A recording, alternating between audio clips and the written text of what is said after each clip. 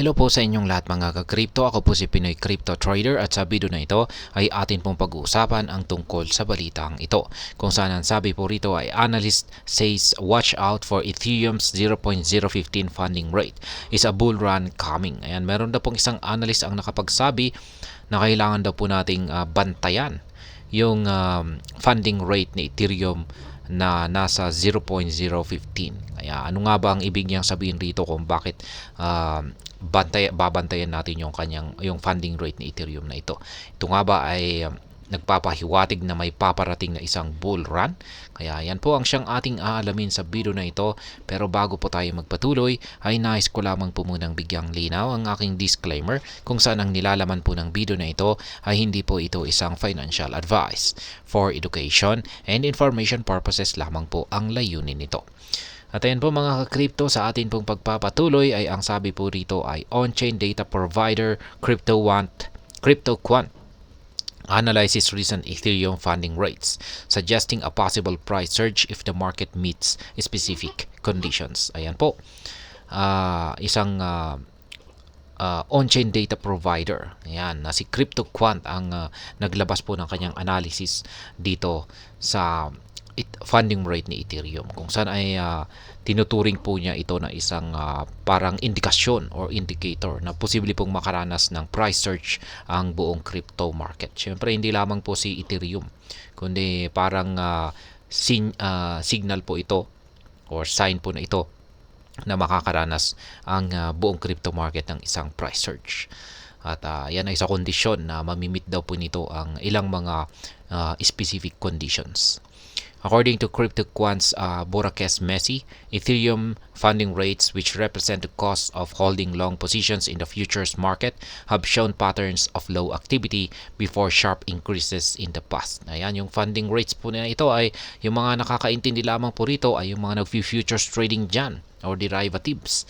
Kaya, ayan po yung cost sa pag-hold ng long positions or short positions. Depende po yan.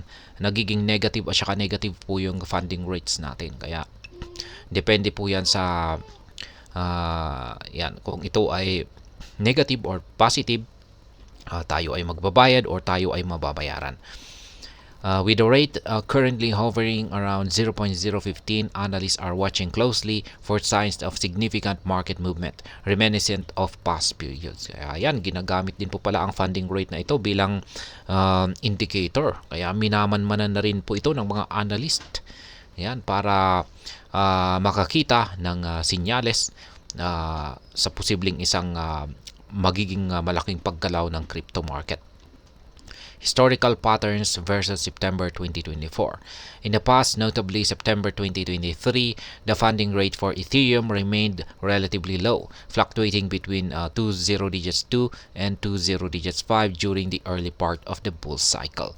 This period was followed by a notable rise in the rate, which pushed Ethereum's price from $1,500 range to above $4,000.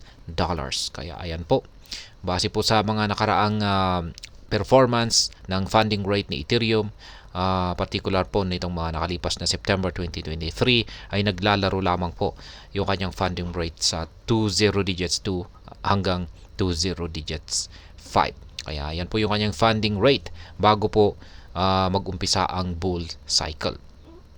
Kaya ayan, ngayon ay nung pagkatapos po niyan ay ayan, sinunda po ng isang matinding pag-angat sa presyo at umabot na po ang umabot po yung presyo ni Ethereum mula $1,500 ay umabot po siya or lumampas po siya ng higit $4,000. Kaya yan po yung actual na tweet ng CryptoQuant. Ayan po yung Ethereum funding rates sa lahat ng mga exchanges. Yan, yung kulay red na yan ay yan po yung funding rates, yung kulay green naman ay ayan, funding rates na rin po yan. Ayan. Market analysts are now closely monitoring the calms before the storm pattern observed previously as September 2024 has shown a similar trend. Since August, the funding rate has been stable at 0.015, raising expectations that a price surge could follow. Ayan po. Matagal na po palang naglalaro ang funding rate ni Ethereum sa 0.015 simula pa nung August. Kaya dahil dyan ay marami pong umaasa na posibleng masusundan daw po ito ng isang matinding price surge. Per CryptoQuant, historically, the crypto market gains momentum in the final quarter following a quiet summer period. Hence, a parabolic rise in Ether's price typically depends on positive signals and strong support from the futures market. Kaya yan na nga. Sa final quarter daw. Sa kadalasan ay sa final quarter daw. Aasahan po natin ang isang matinding momentum na ipapamalas ng crypto market.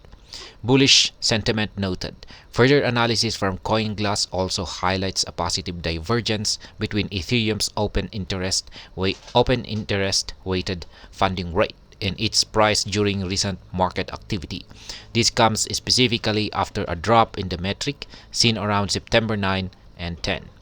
Kaya yan naman po yung Ethereum open interest weighted funding rate niya. Ayan, nakikita po natin dito sa kanyang chart. Yung kulay green po na yan, ayan po yung open interest weighted niya. Yung kulay orange, ayan naman po yung Ethereum price. Ayan, nasa ibaba yung Ethereum price.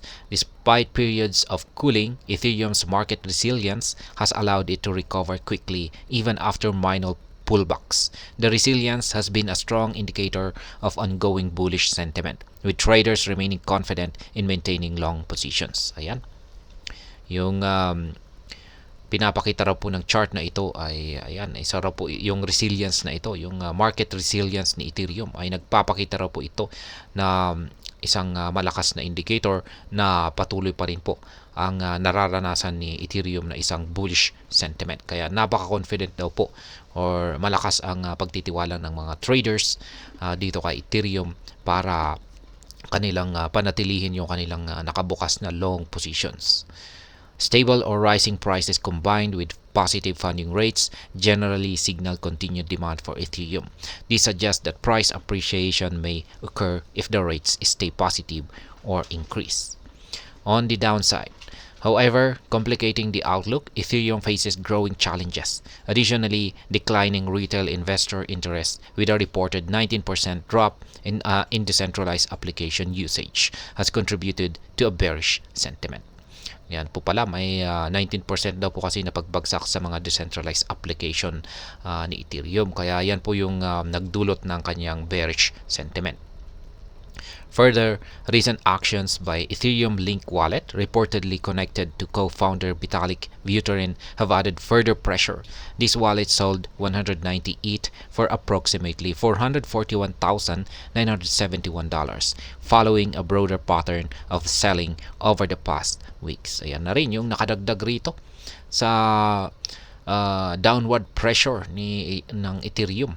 Ayan, kasi meron na po kasing isang wallet na konektado kay Ginoong Vitalik Buterin, ang co-founder ng Ethereum. At yan, ang laki po ng binenta ng wallet na ito, 190 na Ethereum. At nagkakalaga po yan ng mga halos kalahating milyon na po. Yan, $441,971.